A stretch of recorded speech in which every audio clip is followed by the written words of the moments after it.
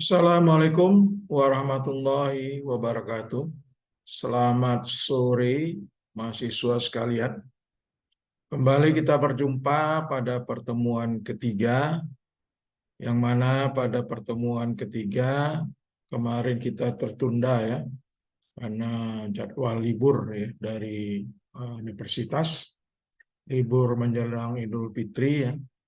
Maka pembelajaran kita di dalam Syawal ini kita lanjutkan kembali.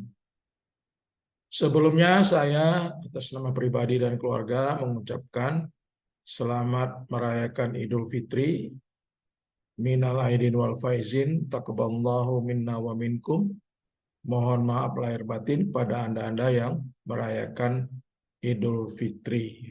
Semoga Idul Fitri ini berkah bagi kita semua dan kita menjadi orang yang kembali suci di dalam amal ibadah kita, sehingga kita dapat meneruskan perjuangan kita untuk menjadi insan yang takwa. Baik, pertemuan ketiga ini kita akan membahas atau melanjutkan materi kita, yaitu tentang, saya share dulu ya, perancangan dan pengembangan produk. Perancangan dan pengembangan produk. Mahasiswa sekalian, di dalam manajemen operasional itu intinya adalah bagaimana kita mengoperasionalkan suatu bisnis. Artinya kita sudah, kalau di pengantar manajemen ya, apa arti manajemen, kita sampai ke operasionalnya ya.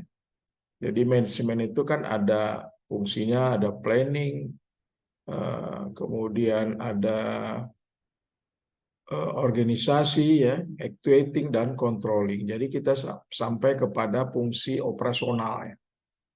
Jadi di dalam mengoperasikan bisnis ya, atau perusahaan, tentunya kita harus berdasarkan strategi-strategi yang akan kita jalankan ya.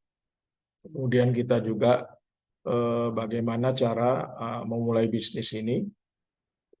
Apakah kita, misalnya kalau kita bisnisnya baru ya, apakah kita memulai dengan produk yang betul-betul original ya, original baru dari kita, atau hak intelektualnya ada di kita ya, betul-betul produk asli baru ya, original ya, atau kita meniru ya, atau KW1 KW2 istilahnya, meniru produk-produk yang sudah ada ya. Atau bisa juga mengembangkan produk-produk yang sudah ada dengan metode atau bahan-bahan yang baru dan aman ya, misalnya ya. Maka di dalam materi pertemuan ketiga ini adalah kita membahas bagaimana, apa saja yang harus kita persiapkan dalam pengembangan produk, ya, perencanaan dan sebagainya ya. Baik, kita buka. Slide ini cukup banyak, Anda silahkan membacanya lah ya, membacanya. Karena video ini tidak akan saya jelaskan ya secara detail sampai 34 slide ya. Tapi ini adalah dasar daripada materi kita ya. Produk ya, apa definisi produk? Adalah hasil pengembangan dari suatu bisnis dan merupakan suatu strategi bisnis ya, strategi bisnis ya. Jadi apa itu yang akan dihasilkan oleh perusahaan? Kalau dia perusahaan dagang, tentunya barang ya. Kalau dia perusahaan jasa ya pelayanan ya. Pelayanan. Jadi itu yang akan dihadirkan oleh perusahaan ya, atau yang dibuat oleh perusahaan ya. Jadi bisa, produk itu bisa berbentuk barang dan bisa berbentuk jasa ya. Apa itu karakteristik produk ya? Yang meliputi barang dan jasa. Kalau barang ya pasti dia akan berwujud ya. Sedangkan jasa pasti tidak berwujud. Kemudian barang itu bisa disimpan, kalau jasa ya tidak ada penyimpanan. Bisa juga kalau barang menggunakan produksi yang menggunakan mesin-mesin.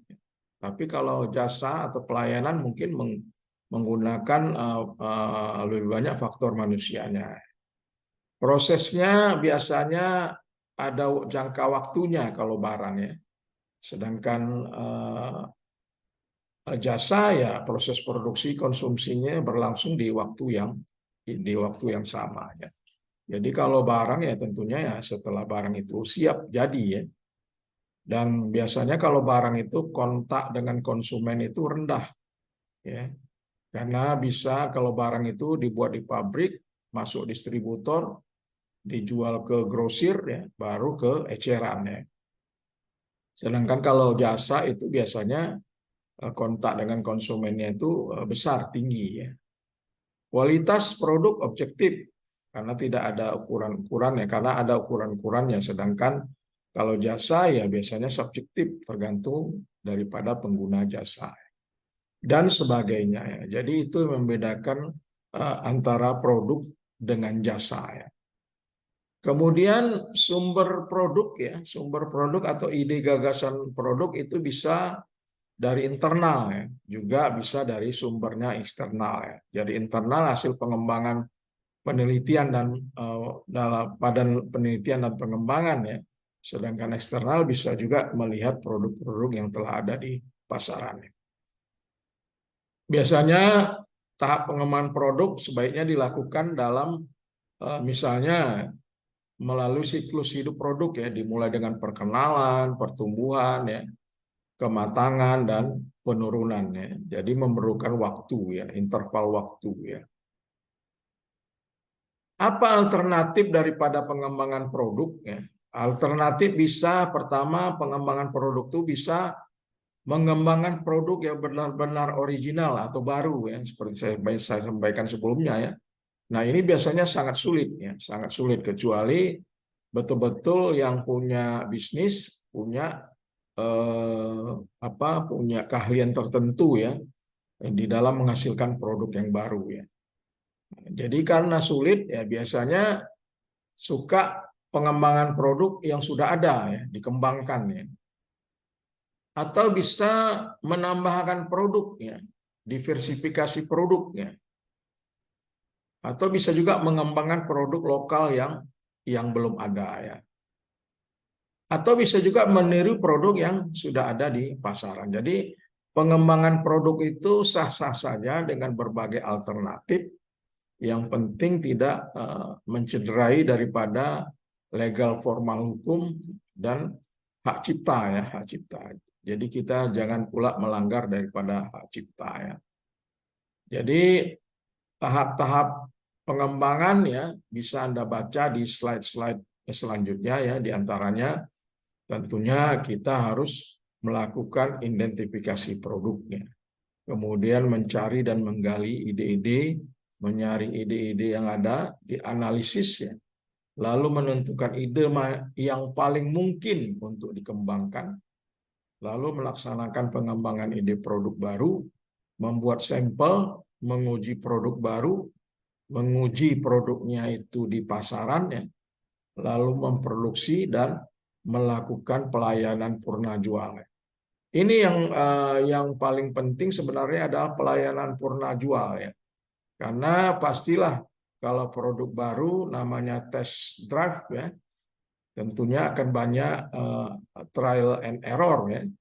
Tentunya kita harus melayani bagaimana kalau misalnya produk itu gagal atau produk itu cacat dan sebagainya. Bagaimana cara kita bisa mengganti apabila telah terjual konsumennya.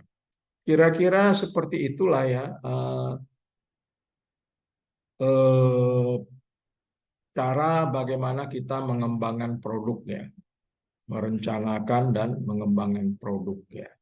Jadi inti daripada materi 3 ini adalah bahwa di dalam materi manajemen operasional ada materi bagaimana cara kita mengembangkan produknya. Artinya tidak harus ada secara teori ya. Menurut teori penulis A atau peneliti A harus pengembangannya seperti ABC. Pengertian teoritis daripada peneliti B misalnya harus ZY misalnya ya. Tidak harus kita pakem atas teori-teori yang sudah ada. Bisa juga kita meramu dengan teori atau meramu teori yang ada, kemudian ditambah dengan keahlian pikiran kita. Ya. Jadi sah-sah saja ya. Jadi pengembangan produk itu intinya boleh dilakukan oleh siapa saja ya, yang merasa bahwa nantinya produk yang akan dihasilkannya itu bisa bermanfaat bagi masyarakat. Demikian saja penjelasan saya tentang materi 3, yaitu bagaimana cara mengembangkan produknya, mengembangkan produk di dalam manajemen operasional. Mungkin sampai sini saja materi yang saya berikan. Mudah-mudahan Anda paham. Silakanlah banyak membaca ya. Jangan tergantung kepada saya ya. Silakan Anda membaca banyak referensi ya untuk semakin paham tentang manajemen operasional. Saya sudahi dengan ucapan Assalamualaikum warahmatullahi wabarakatuh. Salam sehat selalu bagi kita semua. Selamat sore. Sehat untuk kita semua. Terima kasih.